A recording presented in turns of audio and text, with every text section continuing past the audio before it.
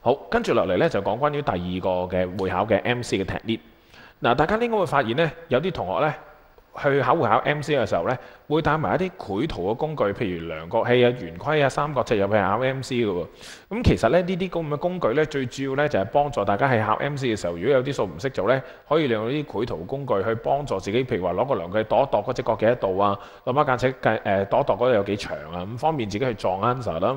咁但係其實考評局咧都留意到咧，而家啲學生咧有呢個趨勢去做數啊，咁所以咧近呢一兩年咧嘅會考卷裏邊咧，你會發現越嚟越少題目可以用到呢啲方法。咁一般咧呢啲方法咧都係啲補習社嘅老師咧係攞出嚟等氹下大家開心嗰陣時咧，就會喺堂上面講嘅。至於我自己咧本身就唔會喺堂上面講呢啲嘢啦，咁喺呢一個咁嘅免費嘅場合度同大家分享下呢啲繪圖嘅心得啦。其實咧喺2008年嘅會考為例咧，你會發現咧好多圖像嘅一啲 MC 選擇題咧，都已經唔可以用到呢一啲繪圖嘅方法幫自己去度答案㗎啦。咁喺咁多條嘅題目之中呢，我只可以抽到其中一兩題係可以用到呢啲方法嘅啫。咁同大家呢攞其中一條同大家分享一啲心得啦。譬如話你而家熒光幕見到嘅呢一條呢，嗱呢一條數呢，其實係相當之容易嘅。如果你識計數嘅話呢，你會好快做到答案㗎。會比我而家一陣將會做嘅一個繪圖嘅方法呢，起碼快2至3倍。所以對於一個識做數嘅人嚟講呢，又係會鄙視以下呢啲方法嘅。咁但係呢，又係啦，學下無妨。如果考試真係用得着嚟救下命都冇乜所謂嘅。所以同大家分享下，如果真係遇着呢啲情況唔識做咁點算啦？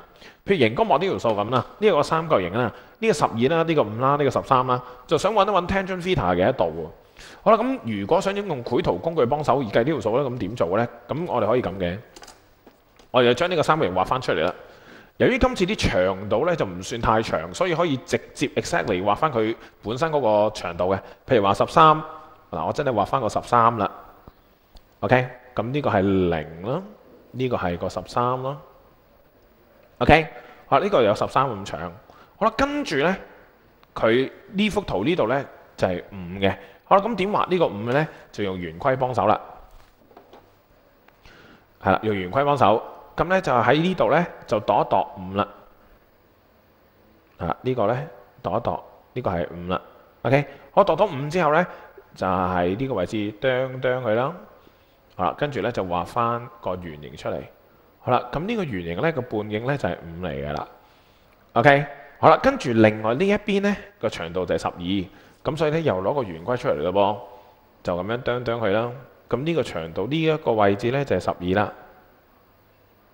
OK， 好啦，咁跟住咧我哋就啄住呢個位。咁呢度咧就係12。呢度一連起咗之後咧，咁呢個相交點嘅地方咧就可以呢度連起佢啦。咁呢個就係5啦。咁呢個咧就係12啦。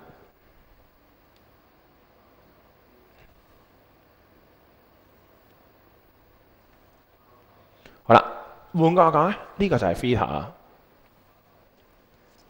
可能喺而家呢一刻咧，大家就可以攞個量角器出嚟度一度啦。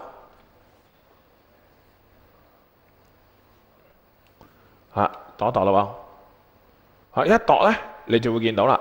今次呢一度咧，你會發現呢個 theta 呢個角咧，大約會係23，嗱呢個25啦，咁大約係23度到啦。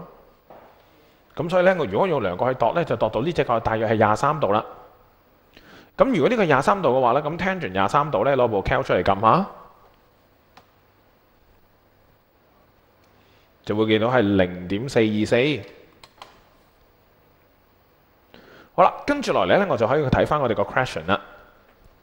而家咧 answer 係 A、B、C、D 咧 ，A 係5除12， 0.416。B 咧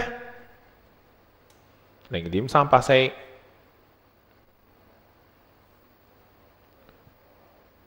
C 咧0.923，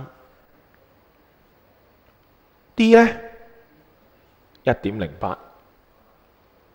好啦，當大家撳晒機之後咧，你就會發現 A 嗰個選擇咧就會好似我頭先啱啱咧就會好接近我頭先啱啱計出嚟嗰個答案，所以今次條數 answer 就係 A 啦。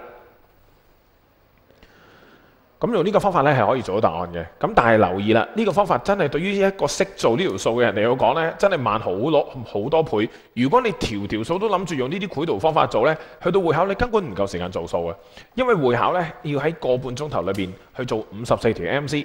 咁大約咧分半鐘就要做到一條。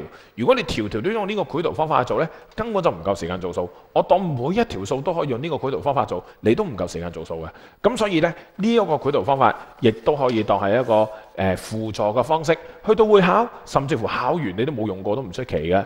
咁我都唔贊成大家咧係一開波就諗呢一個方法，盡量去到最後唔識做而有時間剩先至諗用呢啲方法嘅。咁會考咧近呢幾年咧，為咗可以杜絕啲學生用呢啲方法咧，已經出盡八寶，令到大家用唔到啱啱我頭先講嘅呢啲招式㗎啦。譬如會考咧，而家好興咧，將 A、B、C、D 嗰啲選擇咧係做到好接近。咁由於你哋畫圖咧係唔會畫到好準確嘅，如果呢度有一個答案係0.4幾，呢度又有個答案0.4幾咧，咁你就變咗冇咁容易估中啦。